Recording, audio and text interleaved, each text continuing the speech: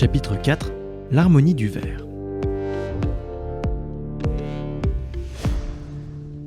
Bonjour Élise. Bonjour César. On va parler maintenant du verre. Donc on a parlé juste avant de la couleur rouge, de la couleur jaune. Qu'est-ce qu'un profil vert selon l'outil 4Colors ? Alors, un profil vert, c'est des personnes qui ont besoin de stabilité, d'harmonie et de constance. C'est des personnes qu'on repère facilement pour leur calme. Elles parlent plus posément, elles vont être plutôt effacées vis-à-vis des autres, en tout cas de prime abord, mais très connectées au groupe malgré tout. C'est marrant parce que souvent on me dit mais du coup les verts sont distants. En fait non, ils sont en retrait mais ils restent assez connectés. C'est des personnes qui sont beaucoup dans l'écoute et qu'on apprécie pour leurs conseils souvent. Plus pour la relation personnelle one-to-one que le parler devant un grand groupe, c'est ça ? Exactement. Ils sont très à l'aise dans des relations, je dirais plutôt intimistes avec peu de monde. Ils aiment bien justement mettre à l'aise les personnes, instaurer une relation de confiance. Par contre, effectivement, ils sont très mal à l'aise quand il faut s'exposer au groupe. C'est des personnes qui aiment bien être en coulisses plutôt que sur le devant de la scène. Là, on marque une vraie différence par rapport aux deux couleurs qu'on a vues justement, le rouge et le jaune, qui sont de l'autre côté de la boussole, donc du côté est. Là, on arrive dans le côté ouest et c'est vrai qu'on voit la dimension plus introvertie. Oui, exactement. Parfois, on dit que les verts, c'est le plus difficile à identifier sur la boussole, justement parce qu'ils sont très discrets et donc on les remarque peu. Quels sont les défis d'une personne verte pour communiquer avec les autres ? Alors, le défi d'une personnalité verte, ça va être l'affirmation de soi. C'est des personnes qui ont du mal à être sur le devant de la scène, mais aussi à être dans des situations de conflit, etc. Et donc, du coup, l'affirmation de soi et la prise de décision, c'est des zones d'inconfort pour eux. Parce que c'est des personnes qui n'aiment pas trop faire des choix. Qui n'aiment pas trancher ? Oui, parce que du coup, ça peut aussi... ils imaginent peut-être déjà les conséquences, ils sont assez dans l'anticipation. Donc, prendre une décision, c'est un peu compliqué pour eux. Alors, comment on fait quand on est face à une personne verte pour communiquer avec elle de la meilleure des façons ? Alors, avec une personne verte, à la différence du rouge, il ne faut pas y aller en frontal. Il vaut mieux y aller de manière progressive, instaurer un climat de confiance assez chaleureux et donc leur amener les choses pas à pas.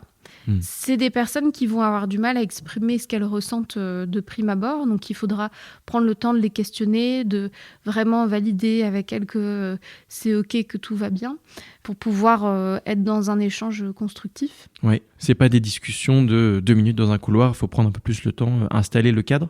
Oui, et ce qui est intéressant avec les verts, c'est qu'ils vont toujours te donner une vision long terme. Donc du coup, c'est intéressant de pouvoir leur proposer d'imaginer les choses, etc. Mais il faut leur laisser du temps aussi. Parce que c'est des personnes qui peuvent paraître assez lentes dans la réflexion. C'est vrai qu'elles sont peut-être plus lentes que les autres. Et en même temps, quand le processus aboutit, c'est quand même très pertinent. Oui, parce qu'il y a aussi cette dimension réfléchie et interpersonnelle, non ? Ouais, puis c'est des personnes qui sont très posées, très dans l'observation, attentives aux autres aussi. Donc ça, c'est vraiment quelque chose qu'elles peuvent exploiter. C'est que si on est dans un groupe, le vert fera attention à ce que tout le monde soit bien intégré et se sente bien dans le groupe. Alors si on devait décrire le vert en quelques mots, pour les gens qui nous écoutent, quels mots te viennent à l'esprit ? Alors, les mots qui sont vraiment caractéristiques des verts, on a l'empathie, l'écoute, le fait d'être attentionné, le côté patient et le côté lent aussi, stable, calme, détendu et méthodique aussi.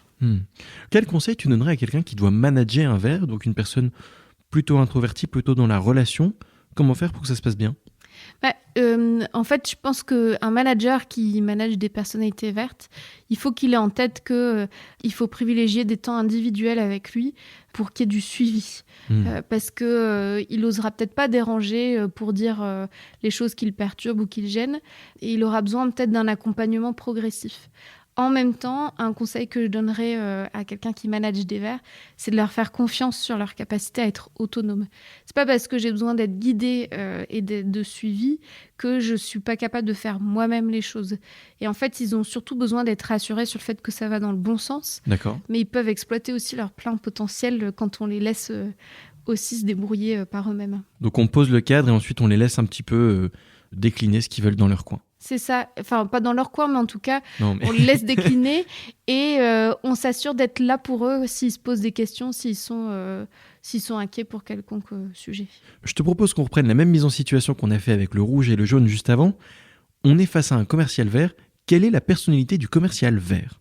Alors, ça va vous étonner qu'un commercial puisse être vert et en même temps, il y a des choses qu'on apprécie chez le vert qui peuvent être très utiles chez le commercial. Un commercial qui a beaucoup de vert, c'est quelqu'un qui va miser sur des relations durables. Et donc, du coup, c'est quelqu'un de très stable, très loyal dans sa façon de Dans la suivre relation. ses clients. Ouais. Et donc, il va apporter certainement de la sérénité aux clients avec lesquels il s'entretient.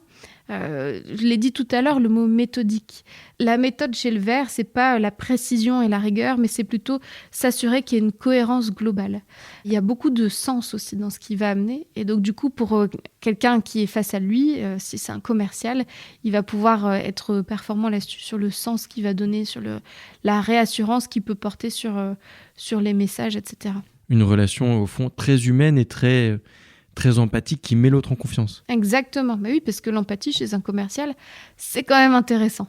On voit là une vraie différence avec le rouge et on imagine plus facilement un commercial rouge a priori parce qu'on voit le côté extraverti un peu péchu, mais le vert peut aussi apporter sa dose de calme et de mise en confiance sur la durée. Ouais.